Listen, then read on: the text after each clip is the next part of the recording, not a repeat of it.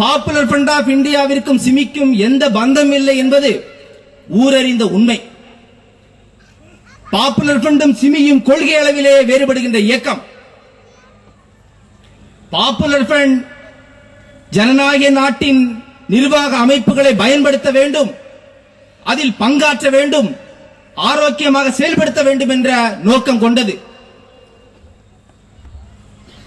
அதே போன்று 1993 துவங்கப்பட்ட பாப்புலர் ஃப்ரண்ட் ஆஃப் இந்தியாவை 2001 தடை செய்யப்பட்ட சிமியின் மறு உருவாக்கம் என்பது கேலிக்குரிய பேச்சல்லவா?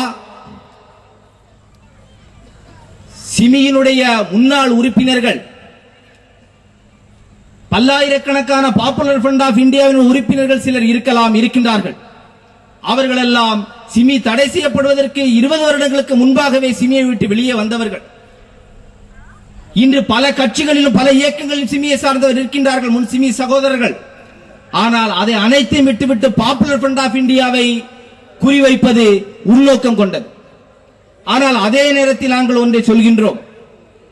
சிந்தனையாளர் வால்டேர் சொன்னான், உன்னுடைய ஒவ்வொரு கருத்தையும் உன்னுடைய ஒவ்வொரு வார்த்தையும் நான் மறுக்கின்றேன், ஆனால் அதை சொல்வதற்கு உனக்குள்ள உரிமைக்காக சாகும் வரை நான் போராடுவேன் என்று. அதே போன்று பாப்புலர் ஃப்ரண்ட் ஆஃப் இந்தியா யாருக்கு அநீதம் இழைக்கப்பட்டாலும் முன்வீதியில் வந்து போராடும் என்பதையும் இந்த தருணத்தில் நான் பகிரங்கப்படுத்திக் கொள்கின்றேன். முஸ்லிம் இயக்கங்களை முடக்குவதற்கு மிக எளிதான ஒரு வாதம் தான், சொல்லாடல் தான், இவர்களுக்கு வெளிநாட்டில் இருந்து நிதி வருகின்றது என்பது. உண்மையை பார்க்க போனால் இந்த தேசத்தில் வெளிநாட்டு நிதி யாருக்கு வருகின்றது? அதிகமான வெளிநாட்டு நிதிகள் வருவது இந்துத்துவ இயக்கங்களுக்கும் கிறிஸ்தவ மிஷனரிகளுக்கும் என்பதுதான் அதிகாரப்பூர்வ தகவல். எது எப்படியும் போகட்டும், ஆனால் பாப்புலர் ஃப்ரண்ட் ஆஃப் இந்தியாவிற்கு வெளிநாட்டு நிதியோடு எந்த தொடர்பும் இல்லை. இதை நாங்கள் அடித்து சொல்ல முடியும். ஏனென்றால் எந்த வெளிநாட்டு நிதியை பெறுவதில்லை என்ற கொள்கையை கொண்டது பாப்புலர் ஃப்ரண்ட் ஆஃப் இந்தியா. இந்தியாவிலேயே அனைத்து நிதியையும் நமக்கு வேண்டிய திரட்ட முடியும் என்ற தன்னம்பிக்கையையும் 20 வருட சரித்திரத்தையும் கொண்டது popular front of India. Popular front of இந்தியாவினுடைய நிதி ஆதாரம் ஒவ்வொரு உறுப்பினரும் கட்டாயமாக மாத சந்தா செலுத்தியே தீர வேண்டும். அவனுடைய தன்னுடைய வருமானத்தில் தன்னுடைய லாபத்தில் பங்கை அளிக்கின்றார். அதே போன்று ஒவ்வொரு ரமலானிலும் பாப்புலர் ஃப்ரண்ட் ஆஃப் இந்தியாவினுடைய சகோதரர்கள் தேனீக்கள் போல் சுற்றி திரிந்து நிதியை சேகரிக்கின்றார்கள். மக்கள் அபிமானம் கொண்டு இந்த நிதி பாப்புலர் ஃப்ரண்ட் ஆஃப் இந்தியாவிற்கு உரியது என்று ஒதுக்கி வைத்து பாப்புலர் ஃப்ரண்ட் ஆஃப் இந்தியாவின் செயல் வீரன் போகவில்லை என்றாலும் போன் கூப்பிட்டு அழைத்து கொடுக்கின்ற கூடிய ஒரு பக்குவத்தை அடைந்திருக்கின்றது. அதே போன்றுதான் ஒவ்வொரு மாநாட்டு நிதி சிறப்பு திட்டங்களுக்கும் தனித்தனியே நாங்கள் நிதியை சேகரிக்கின்றோம்.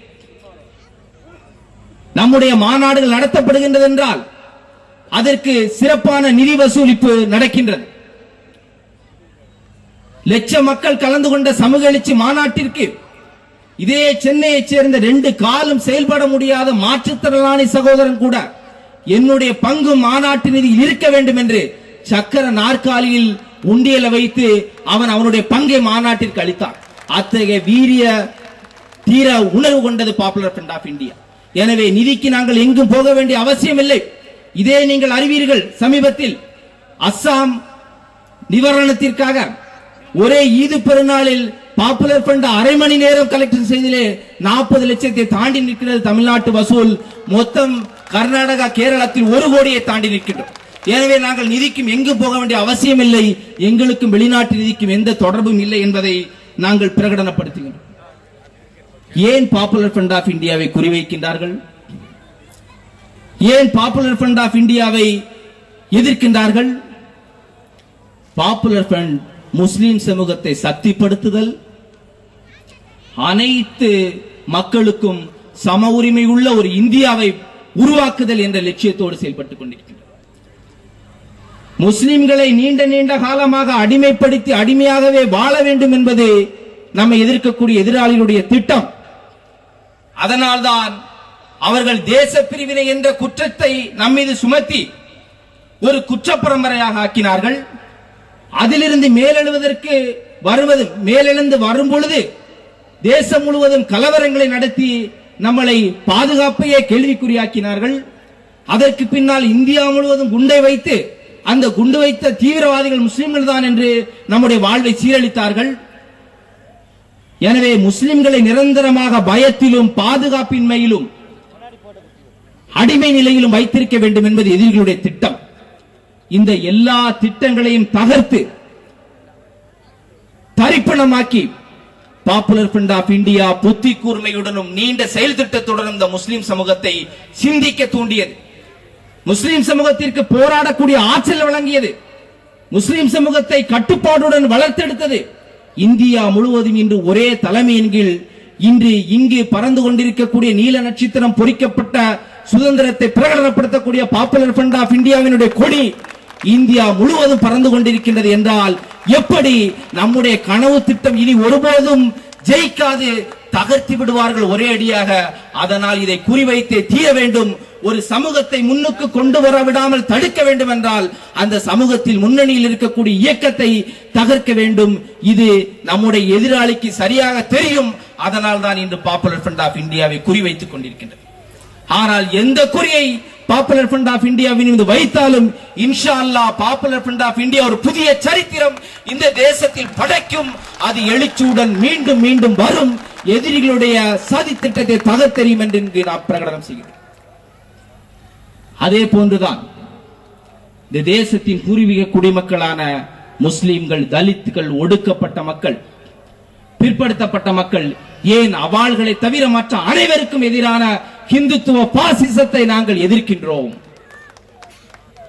ஆர்எஸ்எஸ் சங்பரிவார பாசிசத்திற்கு இன்று இந்த தேசத்தில் நேரடியாகவும் மறைமுகமாகவும் ஆதிக்க உள்ளது என்பது ஊரறிந்த ரகசியம். அவர்களும் நமக்கு எதிராக வேலையை செய்து கொண்டிருக்கின்றார்கள். பாப்புலர் ஃப்ரண்ட் ஆஃப் இந்தியா இந்த தேசத்தினுடைய ஒடுக்கப்பட்ட மக்கள், தலித்துகள், முஸ்லிம்கள், பிற்படுத்தப்பட்ட மக்களுக்கு அவருடைய மக்கள் பிரச்சனைகளுக்காக, அவர்களுடைய புனிதமான உரிமைகளுக்காக, அவர்களுடைய நீதிக்கான போராட்டத்திற்காக முன்னணி நின்று போராடுகின்றது. இது நம்மை குறிவைப்பதற்கு உண்டான ஒரு காரணம்.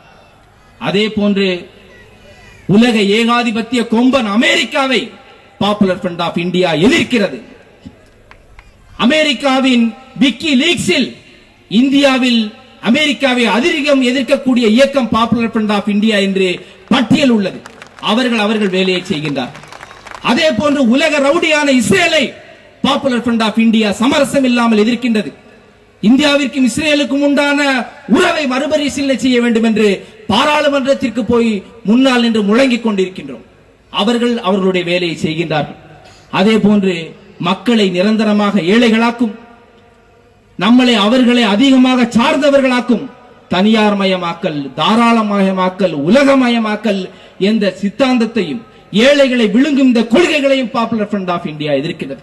எனவேதான் பாப்புலர் ஃப்ரண்ட் ஆஃப் இந்தியாவிற்கு எதிராக இந்த எல்லா சதிகளும் ஒன்று திரண்டு வருகின்றார்கள் என்பதை நான் இங்கு தெரிவித்துக் கொள்கின்றேன். நம்மில் சிலர் நினைக்கலாம், எதற்கு இந்த போராட்டங்கள், முயற்சிகள், இதனால் தானே நமக்கு இவ்வளவு நெருக்கடிகள் எல்லாம் வருகின்றது, நாமும் எல்லாரோடும் ஒன்றாக இருந்துவிட வேண்டியதானே என்று. நாங்கள் அவர்களுக்கு சொல்வது, அவமானமும் அடிமைத்தனமும் இந்த எல்லா இழப்புகளையும் நெருக்கடிகளையும் விட கொடுமையானது என்பதை நீங்கள் மனதில் நிறுத்திக் கொள்ளுங்கள். எனவே நம்முடைய புனிதமான உரிமைகளுக்காக நாம் போராடியே தீர வேண்டும். வரலாற்றில் ஒரு நிகழ்வு உண்டு. நேதாஜி அவர்கள் ஐசிஎஸ் படிப்பை, அப்போதைய ஐஏஎஸ் பாதியில் நிறுத்துவதற்கு தீர்மானிக்கும் பொழுது அவருடைய நண்பன் கேட்டான், நீ படிப்பை பாதியிலேயே நிறுத்திவிடப் போகிறாயா? நீ உன்னுடைய பெற்றோர்களுடைய ஆசையை நிராசையாக்கி விடாதே, உயர் படிப்பு படித்து உயர் வாழ்வு வாழு என்று. அப்பொழுது நேதாஜி திருப்பி கேட்டார், இந்தியாவின் இளைஞர்களாகிய நாங்கள் எங்களுடைய வயிற்றுப்பாட்டுக்கும் வருமானத்திற்கும் முன்னுரிமை அளித்தால் எமது அடிமைப்பட்ட தேசத்திற்கு யார் விடுதலை பெற்றுத் தருவார்கள்? இந்த தேசத்தின் தாய் நாட்டின் விடுதலைக்காக எந்த அவமானத்தையும் நான் தாங்கிக் கொள்வேன், என்னுடைய உயிர் உடைமையை இந்த தேசத்தின் விடுதலைக்காக அர்ப்பணிப்பேன் என்றார். அன்று நேதாஜி அவர்கள் கேட்ட அதே கேள்வியை கேட்ட ஆயிரக்கணக்கான இளைஞர் கூட்டம் தான் இந்த பாப்புலர் ஃப்ரண்ட் ஆஃப் இந்தியா. நாங்கள் எங்களுடைய வயிற்றுப்பாட்டிற்கும் வருமானத்திற்கும் மாத்திரம் முக்கியத்துவம் அளித்தால் கல்வியில், பொருளாதாரத்தில், அரசியலில், எல்லா துறைகளிலும் அதல பாதாளத்தில் கிடைக்கும் இந்த முஸ்லிம் சமூகத்தை முன்னேற்றுவது யார்? தன்னுடைய சதவீதத்திற்கும் 2 மடங்கு 3 மடங்கு பல மடங்காக ஜெயிலில் கிடைக்கும் எங்களுடைய சகோதரர்களை விடுதலை செய்வது யார்? ஒரு பிரகாசமான எதிர்காலத்தை முஸ்லிம்களுக்கும் இந்த தேசத்தில் உள்ள அனைத்து குடிமக்களுக்கும் உருவாக்கி தருவது யார் என்ற கேள்வியினுடைய விளைவுதான் இந்த ஆயிரக்கணக்கான பாப்புலர் ஃப்ரண்ட் ஆஃப் இந்தியாவின் வீர இளைஞர்கள் கூட்டம். அன்று நேதாஜி சபதம் எடுத்ததை போல அனைத்து மக்களுக்கும் சம உரிமை உள்ள ஒரு புதிய இந்தியாவை படைக்க வேண்டும் என்ற புனித லட்சியத்திற்காக எங்களுடைய உயிர் உடைமைகளை நாங்கள் அர்ப்பணிப்போம் என்று சபதம் எடுத்த ஒரு சத்திய திருக்கூட்டம் தான் பாப்புலர் ஃப்ரண்ட் ஆஃப் இந்தியா. எனவே உங்களுடைய பூச்சாண்டிகளும் எதிர்ப்புகளும் எங்களை ஒன்றும் செய்து விடாது என்று நான் கூறிக்கொள்கின்றேன். நீதிக்காக பாப்புலர் ஃப்ரண்டோடு இங்கு அணிதி நின்று கொண்டிருக்கும் இந்த சகோதரிகளுக்கும் நான் ஒன்றை கூறிக்கொள்கின்றேன். அனைத்து மக்களுக்கும் சம உரிமை உள்ள ஒரு புதிய இந்தியாவை படைக்க வேண்டும் என்ற ஒரு புனித லட்சியத்தில் தன்னுடைய சகோதரர்களின் உயிரையே விலையாக தந்த இயக்கம் தான் பாப்புலர் ஃப்ரண்ட் ஆஃப் இந்தியா. எனவே ஒருபோதும் இந்த லட்சியத்தில் இருந்து பாப்புலர் ஃப்ரண்ட் ஆஃப் இந்தியா பின்வாங்காது இன்ஷா அல்லாஹ். அதே போன்று இந்த புனித லட்சியத்தை எவருக்கும் விலை பேசவோ விற்கவோ செய்யாது என்று நான் இங்கு பிரகடனம் செய்து கொள்கின்றேன். அதே நேரத்தில் உள்நோக்கமுடைய அதிகார வர்க்கத்திற்கும் ஆட்சியாளர்களுக்கும் நாங்கள் கூறிக்கொள்வது, பாப்புலர் ஃப்ரண்ட் ஆஃப் இந்தியாவின் 20 வருட கால போராட்ட வாழ்க்கையில் தீவிரவாதத்திற்கோ தேச துரோக செயலிற்கோ எல்லளவும் இடமில்லை என்பதை துவக்க முதலே எங்களை கண்காணித்துக் கொண்டிருக்கக்கூடிய உங்களுக்கு நன்றாக தெரியும்.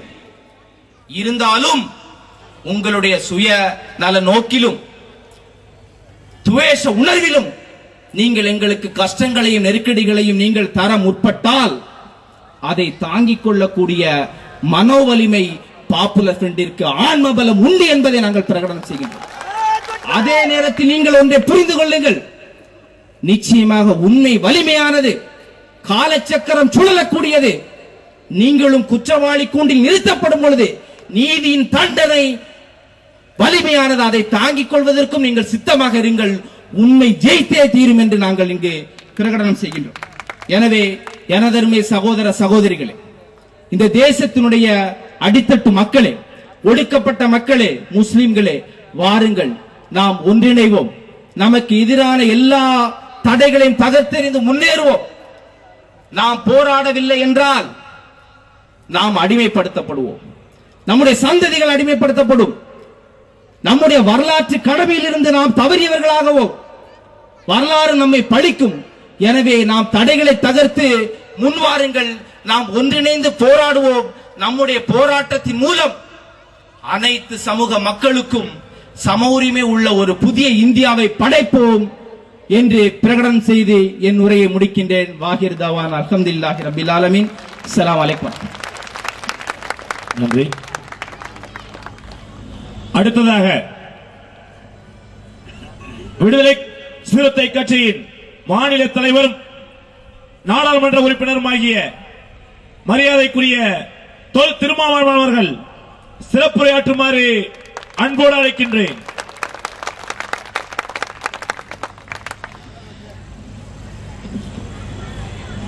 அன்பார்ந்த வரலாற்று சிறப்பு வாய்ந்த இம்மாநாட்டின் தலைவர்,